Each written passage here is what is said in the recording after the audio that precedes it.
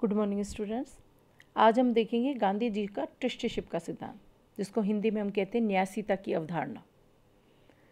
गांधी जी के इस सिद्धांत को समझने से पहले मैं आपको अर्थशास्त्र का जो गांधी जी का दृष्टिकोण है उसको थोड़ा सा ब्रीफ करना चाहूँगी। गांधी जी के जो विचार हैं हम सभी फील्ड में देखते हैं।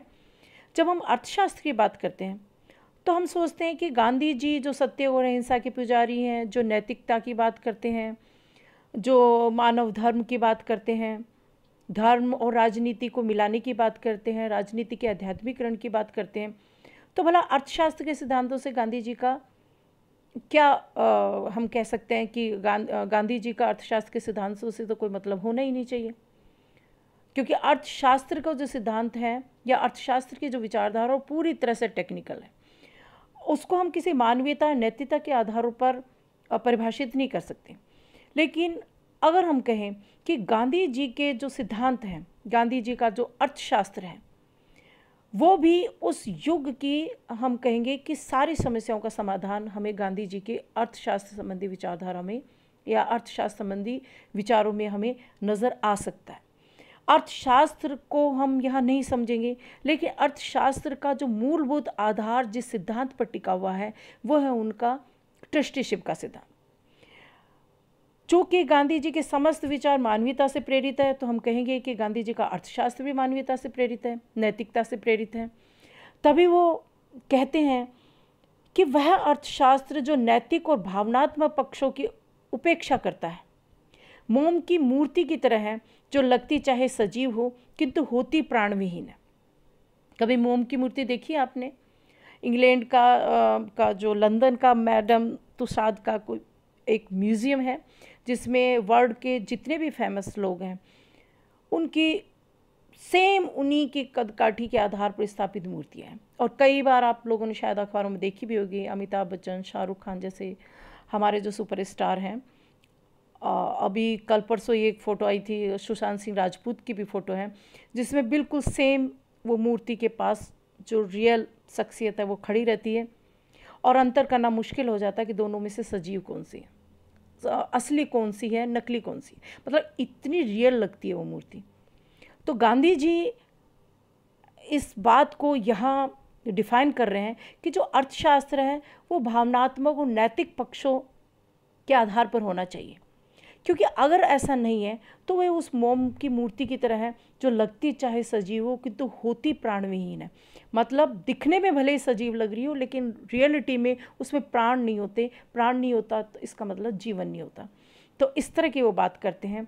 तो डेफिनेटली उनका जो ट्रस्टीशिप का सिद्धांत होगा वो मानवता पर आधारित होगा, नैतिकता पर आधारित होगा। अब हम देखें कि ट्रस्टीशिप का सिद्धांत है क्या। इस ट्रस्टीशिप के सिद्धांत को समझने से पहले हम पूंजीवाद और साम्यवाद के जो विचारधाराएं हैं उनको थोड़ा सा समझना ज़रूरी है। जब हम पूंजीवाद और साम्यवाद को थोड़ा समझेंगे तभी हम ट्रस्टीशिप के सिद्धांत को भी समझ पाएंगे। तो गांधी जी के समय की बात हो चाहे आज की समय की बात हो, पूंजीवाद और साम्यवाद दो अर्थशास्त्र के मूलभूत विचारधाराएं हैं। और राज्य अगर पूंजीवाद पर आधारित है तो इसका मतलब वो किस तरह की नीति है, और अगर साम्यवाद पर आधारित है तो इसका मतलब उसकी अपनी नीति है। दोनों की नीतियाँ बिल्कुल एक दूसरे से डिफरेंट होती हैं। अब ये डिफरेंट किस तरह से होती है, कैसे होती है, मैं थोड़ा समझाना चाहूँगी आपको। जैसे पूंजीवाद, यहाँ पूंजीवाद और साम्यवाद को छोड़िए, जो राज्य का जो अर्थशास्त्र का जो हम कहें कि जो बेसिक जो पर्पस है या अर्थनीति है वो क्या है, राज्य क्या चाहता है। अगर वो पूंजीवादी है तो इसका मतलब वो निजी स्वामित्व का समर्थन कर रहा है। अगर वो साम्यवादी नीतियों पर आधारित है तो इसका मतलब वो सार्वजनिक स्वामित्व का समर्थन कर रहा है। ये निजी और सार्वजनिक स्वामित्व क्या है? निजी स्वामित्व यानी व्यक्ति विशेष को, यानी वो राज्य की नीति जो संपत्ति के निजीपन को या ये कहे कि निजी स्वामित्व की बात करती है, यानी व्यक्ति विशेष के स्वामित्व की बात करती है। यानी संपत्ति पर नियंत्रण किसका? व्यक्ति का, समाज का नहीं। और साम्यवाद क्या कहता है? संपत्ति पर नियंत्रण किसका होना चाहिए? समाज का होना चाहिए। क्यों? क्योंकि साम्यवाद की मान्यता है कि अगर संपत्ति पर व्यक्ति का नियंत्रण होगा तो शोषण होगा, अन्याय होगा, हिंसा होगी और गरीब और अमीर के बीच में अंतर होगा। ये कहें कि शोषक जो है, जो उच्च वर्ग है, वो निम्न वर्ग का शोषण करेगा और समाज मुख्यतः दो भागों में बढ़ जाएगा, शोषक व शोषित, जिसको कार्ल मार्क्स ने बहुत अच्छे से डिफाइन किया। कार्ल मार्क्स का जो वर्ग संघर्ष का सिद्धांत है वो क्या कहता है? वो कहता है कि मानव सभ्यता के आरंभ से ही, शुरुआत का समय अगर छोड़ दिया जाए, जब व्यक्ति में कोई अंतर नहीं था, उसको भी वो आदिम साम्यवादी अवस्था का नाम देते हैं। वो भी समय ऐसा था कि जब सब लोग समान थे, कोई अंतर नहीं था। लेकिन जैसे जैसे मनुष्य में बुद्धि का विकास हुआ, व्यक्ति ने निजी संपत्ति पर अधिकार करना शुरू किया, तो हमेशा से ही दो वर्ग डेवलप होते चले गए। उसको नाम अलग अलग दे सकते हैं, कभी उसको सामंतवादी वर्ग बोल देते हैं, कभी दास, कभी भूस्वामी, कभी शोषक शोषित, कभी उच्च वर्ग निम्न वर्ग। और आजकल जो कार्ल मार्क्स कहते हैं कि वर्तमान में ये दो वर्ग कौन से हैं? पूंजीपति और श्रमिक। तो यानी कहने के बाद साम्यवाद ये कहता है कि कभी भी उच्च वर्ग और निम्न वर्ग में मैत्री हो ही नहीं सकती, उनमें सदैव संघर्ष ही रहता है, क्योंकि उच्च वर्ग सदैव निम्न वर्ग का शोषण करता है। और इस व्यवस्था में अगर बदलाव करना है तो क्रांति द्वारा ही हो सकता है। क्रांति द्वारा जो बदलाव होगा तो उसके बाद में जो व्यवस्था स्थापित होगी उसमें श्रमिकों का शासन होगा।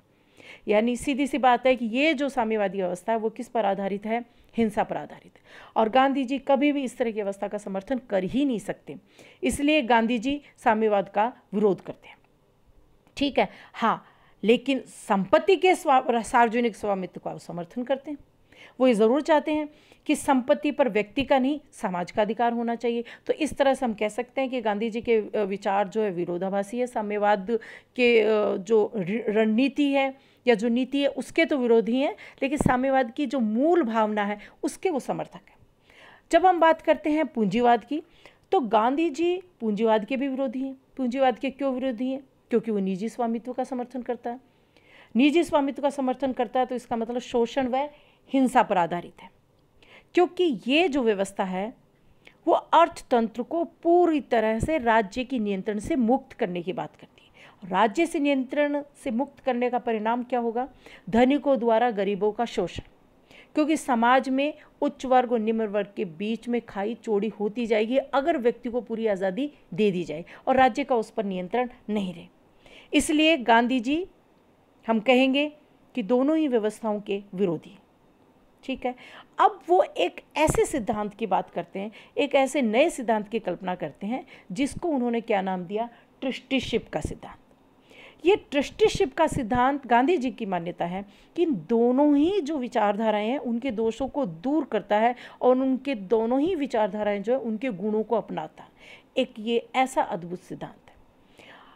तो इस तरह से हम देखेंगे कि गांधी जी का ट्रस्टीशिप सिद्धांत आखिर क्या कहता है, ऐसा कौन सा समाधान बतलाता है, ऐसा क्या रास्ता हमें बतलाता है कि हम कहें कि जो अर्थशास्त्र है, जो अर्थतंत्र है, वो व्यक्ति और व्यक्ति में अंतर नहीं करे, सभी को समान समझे।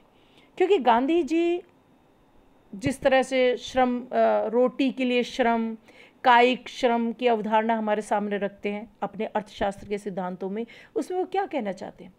उसमें कहना चाहते हैं कि श्रम प्रत्येक व्यक्ति के लिए अनिवार्य है और श्रम अनिवार्य है, और ये कहना चाहते हैं कि सभी तरह के जो प्रोफेशन है, सभी तरह की जो हम कहें धन कमाने के जो तरीके हैं वो सभी समान हैं। हम ये नहीं कह सकते ये कार्य श्रेष्ठ है, ये कार्य निम्न है। तो श्रम के सिद्धांत को इसलिए रखते हैं और वो कहते भी हैं कि जो व्यक्ति बिना श्रम किए हुए खाना खाता है, रोटी खाता है, तो वो चोरी करता है। तो इस तरह की गांधी जी की विचारधारा है। तो गांधी जी का सिद्धांत जो है, जैसा मैंने पहले कहा कि मानवता और नैतिकता से ओतप्रोत है, तो उस आधार पर जो सिद्धांत उन्होंने रखा उसको उन्होंने नाम दिया ट्रस्टीशिप का सिद्धांत। अब हम देखते हैं ये ट्रस्टीशिप का सिद्धांत है क्या। जैसा ये नाम से स्पष्ट है, ट्रस्टीशिप, न्यास। कभी सुना शब्द न्यास या ट्रस्टी? हम देखते हैं कई ऐसे संस्थान होते हैं जो किसी व्यक्ति विशेष के नहीं होते, गवर्नमेंट के भी नहीं होते। हम ये कहेंगे कि उनके ऐसा मतलब विचारधारा का मूल आधार है कि कुछ लोगों को ट्रस्टी बना दिया जाता है। वो जो ट्रस्टी बना देते हैं तो उस जो भी संस्थान है वो ट्रस्टी उसके मालिक नहीं समझते अपने आप को। वो ट्रस्टी ये समझते हैं कि वे उसके न्यासधारी हैं, वे उसके स्वामी नहीं है, वो न्यासधारी हैं, यानी उसके संरक्षक है, उसके मालिक नहीं है। वो ये नहीं समझते कि ये उनके स्वामी हैं। तो ट्रस्टीशिप से उनका ये अभिप्राय था। ये अभिप्राय से मतलब धनिक जो है, गांधी जी की मान्यता थी कि जो धनिक है, जो उच्च वर्ग के लोग हैं, वो अपने धन का ये नहीं समझे कि वो उनके स्वामी है, उस धन के स्वामी है। क्योंकि गांधी जी की मान्यता थी कि जो कुछ भी है वो ईश्वर का है, जो भी इस सृष्टि में विद्यमान है वो सब किसका है? ईश्वर का है। इसलिए किसी भी धनिक व्यक्ति के पास जो धन है वो किसका है? ईश्वर का है। और व्यक्ति उस धन का अपने आप को क्या समझे? ट्रस्टी समझे, मालिक नहीं समझे। अपनी ज़रूरत के लिए जो उन्हें खर्च करना है उसको व्यय करे, खर्च करे। उसके अतिरिक्त जो उसके पास धन है उसका वो क्या समझे? अपने आप को ट्रस्टी समझे। ये उनका मीनिंग है। अभी देखिए छोटी सी जो गांधी जी का कोटेशन है, क्या कहते हैं वो? मैं पूंजी और श्रम का विवाह मेल चाहता हूँ। ट्रस्टीशिप की भावना उच्च चरित्र की निशानी है। जो ट्रस्टीशिप की भावना रखेगा वो लोगों को दबाकर और उनका शोषण करके धन नहीं जमा करेगा। देखिए जो पूंजीपति, जो हम उस जमाने की बात करें तो गांधी जी के टाइम पर तो बिल्कुल ही पूंजीवादी नीतियाँ थी। बैंकों द्वारा, बैंकों के राष्ट्रीयकरण के बाद में ही आम जन बैंकों के पास ऋण के लिए जाने लगा। और जब गांधी जी, जब हमारा देश आज़ाद ही नहीं हुआ था, उस वक्त पूरी तरह से हम कहेंगे कि जो धनिक लोग थे, धनिकों का गरीबों पर पूरी तरह से नियंत्रण था और वो भरपूर शोषण करते थे, न जाने किस किस तरीके से। तो यहाँ वो शोषण की बात कर रहे हैं गांधी जी कि जो ट्रस्टीशिप की भावना रखेगा वो लोगों को दबाकर और उनका शोषण करके धन नहीं जमा करेगा। धनाढ्य वर्ग के लोग यदि जन सामान्य की तरह सादगी से रहते हैं और कम खर्च करते हैं तो वह जनता के क्या कहे जाएंगे? ट्रस्टी। यहाँ गांधी जी का क्या अभिप्राय है? गांधी जी का अभिप्राय यही है कि जो धनिक व्यक्ति है वो अपनी अंतरात्मा से ये स्वीकार करे, अपने मन से ये स्वीकार करे कि वो उस धन के मालिक नहीं है, वो अपने आप को ट्रस्टी समझे। हालांकि वो धन उनके पास ही रहेगा, लेकिन उनके अंदर भावना वो डेवलप करना कि उसके मालिक नहीं है और ये जो अतिरिक्त धन है वो गरीबों के लिए प्रयोग करना चाहिए। ये गांधी जी की मान्यता थी। यही गांधी जी का क्या है? ट्रस्टीशिप का सिद्धांत। ठीक है, अब हम देखते हैं ट्रस्टीशिप के सिद्धांत के मूलभूत सिद्धांत क्या है। ठीक है, क्या कहता है गांधी जी का ये ट्रस्टीशिप का सिद्धांत। ठीक है, तो इसमें हम देखते हैं ये 4 पॉइंट आपके सामने नजर आ रहे हैं। पहला है संपत्ति का वास्तविक स्वामी समाज। देखिए इतनी देर से जो भी मैं आपको बता रही हूँ उससे ये स्पष्ट हो जाता है कि गांधी जी क्या कहना चाह रहे हैं अपने इस सिद्धांत के माध्यम से। क्या कहना चाह रहे हैं वो? कि संपत्ति का स्वामी कौन होगा? समाज। संपत्ति का वास्तविक जो स्वामी है वो कौन होगा? समाज। क्यों? क्योंकि गांधी जी की मान्यता थी कि संपूर्ण समाज मिलकर के ही संपत्ति का निर्माण करता है, संपत्ति का उत्पादन करता है। भूमिपति और पूंजीपति वास्तविक स्वामी नहीं है, इसलिए उन्हें स्वयं को संपत्ति का वास्तविक स्वामी नहीं समझना चाहिए, उन्हें न्यासधारी ही समझना चाहिए। क्यों? क्योंकि संपत्ति का जो निर्माण होता है वो श्रमिक और पूंजी, श्रम और पूंजी दोनों से मिलकर होता है। दोनों की ही अपनी जगह इम्पोर्टेंस है, दोनों का अपनी जगह महत्व है, दोनों में ही शक्ति है, दोनों में ही पावर है। यानी कहने की बात है, श्रम पूंजी में अगर शक्ति है तो श्रम में भी शक्ति है। ठीक है, तो यहाँ वो ये कहना चाह रहे हैं कि संपत्ति का जो रियलिटी में स्वामी कौन होना चाहिए? न पूंजीपति न श्रमिक, कौन? समाज। इसलिए वो जो पूंजीपति है उससे एक्सपेक्ट करते हैं कि आवश्यकता से अधिक जो धन है उनके पास उसके वो क्या समझे, न्यासधारी। और अगर वो ऐसा नहीं समझते हैं तो ये वैसा ही होगा जैसे किसी ट्रस्टी के पास, किसी न्यासधारी के पास, अगर हम कोई न्यासधारी मत जिसके पास मान लीजिए आपने कोई चीज़ कोई धरोहर के रूप में रखी है और वो स्वयं उसका मालिक समझने लग जाए, तो ये क्या है, ये अपराध है, ये उसकी संपत्ति हड़पने वाली बात होगी। तो गांधी जी ऐसा ही समझते थे कि जो अतिरिक्त संपत्ति है उसका वो स्वामी नहीं समझे, ये वैसा ही होगा, ये वह उसी तरह से अपराध होगा जैसे किसी न्यासधारी ने किसी की संपत्ति का हरण कर लिया। ठीक है, तो संपत्ति का वास्तविक स्वामी कौन होगा, समाज। दूसरा जो पॉइंट आपके सामने, वर्ग संघर्ष के स्थान पर वर्ग सहयोग का सिद्धांत। जैसा कि अब तक मैं स्पष्ट कर चुकी हूँ, इसीलिए मैंने आपको साम्यवाद और पूंजीवाद के सिद्धांतों से परिचित कराया, क्योंकि इन पॉइंट्स को हम तब तक नहीं समझ सकते जब तक हम पूंजीवाद और साम्यवाद की मूल अवधारणा को नहीं समझेंगे। तो ये पॉइंट क्या कहना चाह रहा है, शुरू में ही मैंने आपको बताया कि गांधी जी जो है वो सार्वजनिक संपत्ति के तो समर्थक है। वो ये तो कहना चाहते हैं कि व्यक्ति संपत्ति निजी नहीं होनी चाहिए। ठीक है, पूंजीपतियों के हाथ में संपत्ति ज़रूर दे रहे हैं उसमें, लेकिन उनकी मूल भावना जो वो यही है कि वो ये समझे कि संपत्ति समाज की है, सार्वजनिक है। ठीक है, लेकिन सार्वजनिक संपत्ति की बात करते हैं तो फिर वही वाली बात आ जाती है, सिद्धांत कौन सा सामने आता है, साम्यवाद का। साम्यवाद का जो ये क्या कहता है कि कभी भी श्रमिक और पूंजीपति में मित्रता के भाव हो ही नहीं सकते, दोनों में सदैव ही क्या रहता है, संघर्ष रहता है, सहयोग उनमें नहीं हो सकता। लेकिन गांधी जी की जो अवधारणा है, ट्रस्टीशिप की अवधारणा, वो बिल्कुल ही कार्ल मार्क्स के सिद्धांत से बिल्कुल अलग है। वो ये कहती है कि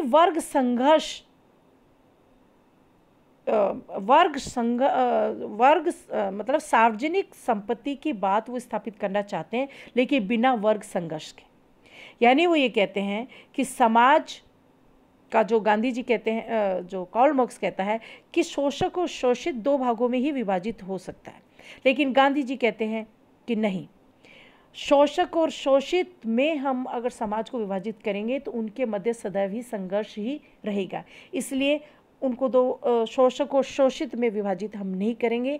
वो क्या कहते हैं, वो कहते हैं पूंजी और श्रम के मध्य हमें संघर्ष को खत्म करना है। पूंजी और श्रम के मध्य जो अंतहीन संघर्ष है उसका वो उन्मूलन चाहते हैं, उसको समाप्त करना चाहते हैं। तो इसके लिए वो क्या चाहते थे, वर्ग सहयोग की बात करते थे। वो ये चाहते थे कि दोनों के बीच में क्या हो, सहयोग, यानी पूंजीपति और श्रमिक के मध्य क्या होना चाहिए, सहयोग।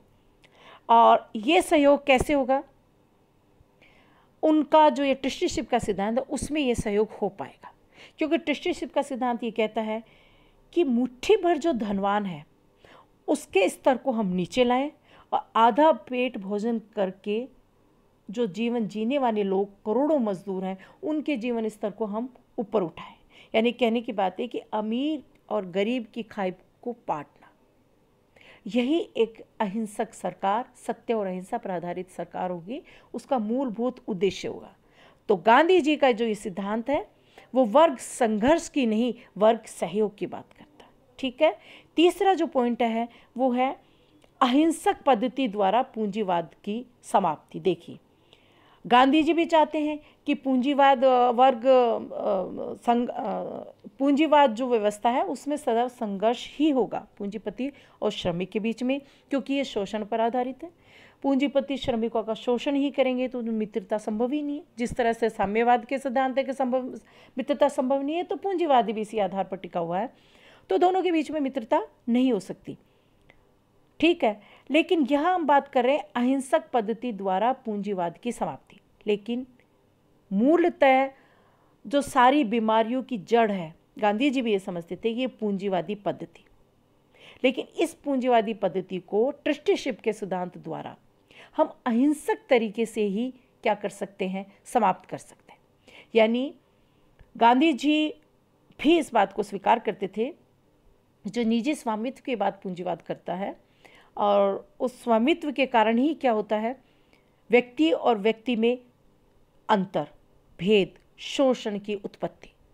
ठीक है, तो इस प्रकृति को, पूंजीवाद की इस प्रकृति को कैसे समाप्त किया जाए, इसके लिए वो ट्रस्टीशिप का सिद्धांत रखते हैं।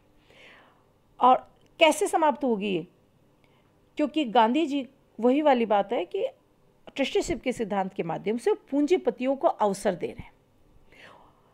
साम्यवादी जो सिद्धांत है वो पूंजीपतियों को समाप्त करने की बात करता है, वो है ही क्रांति पर आधारित। वो कहते हैं पूंजीवाद को समूल नाश करना चाहिए, पूंजीपतियों का नाश करना चाहिए। तो लेकिन वो हिंसा पर आधारित है, इसलिए गांधी जी स्वीकार नहीं करना चाहते। और पूंजीवाद को इसलिए स्वीकार नहीं करना चाहते क्योंकि वो शोषण पर आधारित है। लेकिन ट्रस्टीशिप के सिद्धांत के माध्यम से एक ऐसा रास्ता बतलाते हैं, पूंजीपतियों के पास सुधरने का अवसर देते हैं।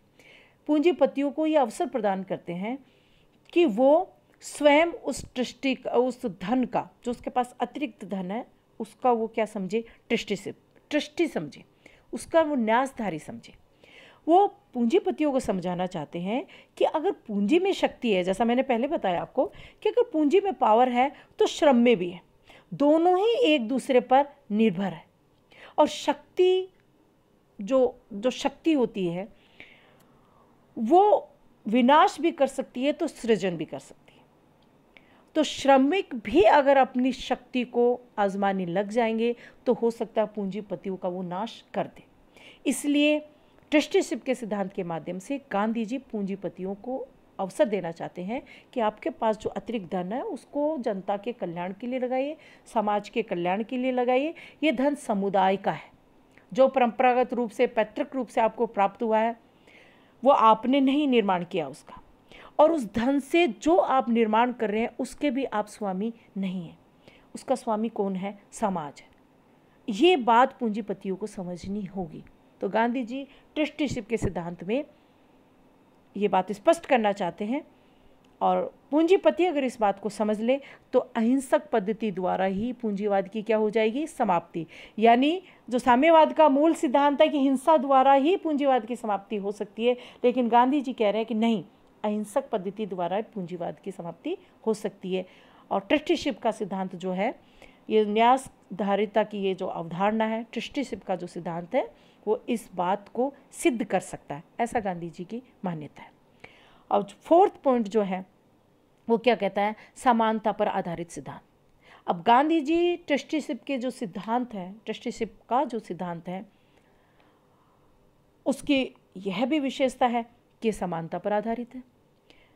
समानता पर कैसे आधारित है, जैसा मैंने पहले कहा, ये सबको समान मानता है। सभी तरह के जो भी काम करने वाले, जो भी प्रोफेशन है, हम ये कहेंगे कि गांधी जी इस आधार पर किसी को श्रेष्ठ स्थापित नहीं करना चाहते कि ये कार्य है, ये प्रोफेशन है तो ये श्रेष्ठ है और ये निम्न है इसलिए ये श्रेष्ठ नहीं है। यानी कहने की बात क्या है कि निम्न और उच्च कर्म को वो समान करना चाहते हैं। यानी इस आधार पर गांधी जी कहना चाहते हैं, जो समानता पर आधारित सिद्धांत की जब हम बात करते हैं तो ये कहते हैं कि सभी लोग समान हैं, सभी प्रोफेशन समान हैं और हम धन के आधार पर, समाज में कार्य के आधार पर किसी भी तरह का अंतर हमें नहीं करना चाहिए। यानी कहने की बात है कि पूंजीपति भी का जो हम कहें कि पूंजीपति जो धन कमाता है और जो उसके विलासिता के जो भवन जो धन द्वारा वो तैयार करता है पूंजीवादी तरीकों से, वो भी वैसा ही है जैसा कि एक श्रम करने वाला श्रमिक। किसी भी तरह की विशेष अधिकारों का वो समर्थन नहीं करते और समानता पर आधारित ये सिद्धांत है। कहने की बात ये है, तो इस आधार पर हम कह सकते हैं कि गांधी जी का जो सिद्धांत है वो समानता की बात करता है, वो किसी तरह के भेदभाव की बात नहीं करता है। देखिए गांधी जी का एक कथन है, वो क्या कहते हैं, मेरा न्यासीता सिद्धांत कुछ श्रमिक तथा निश्चय ही किसी प्रकार का छल नहीं है। मुझे विश्वास है कि अन्य सिद्धांतों के बाद भी यह प्रचलित रहेगा। इसके पीछे दर्शन और धर्म की शक्ति है। यदि धनी लोगों ने इस सिद्धांत के अनुसार आचरण नहीं किया है तो यह सिद्धांत झूठा नहीं हो जाता है। इससे केवल धनवानों की दुर्बलता ही सिद्ध होती है। यानी यहाँ इस कोटेशन के माध्यम से गांधी जी ये कहना चाह रहे हैं कि अगर उनका ट्रस्टीशिप का सिद्धांत धनिकों ने स्वीकार नहीं किया तो इसका मतलब हम ये नहीं समझे कि ये सिद्धांत झूठा है। इससे किसकी दुर्बलता सिद्ध होती है? धनवानों की दुर्बलता सिद्ध होती है। तो इस तरह से गांधी जी के ट्रस्टीशिप के सिद्धांत के ये 4 पॉइंट हमने देखे। नेक्स्ट जो सेकंड भाग होगा ट्रस्टीशिप का सिद्धांत, उसमें हम इसके आगे के पॉइंट्स पर डिस्कशन करेंगे और सिद्धांत को और अच्छे से समझेंगे। धन्यवाद, थैंक यू।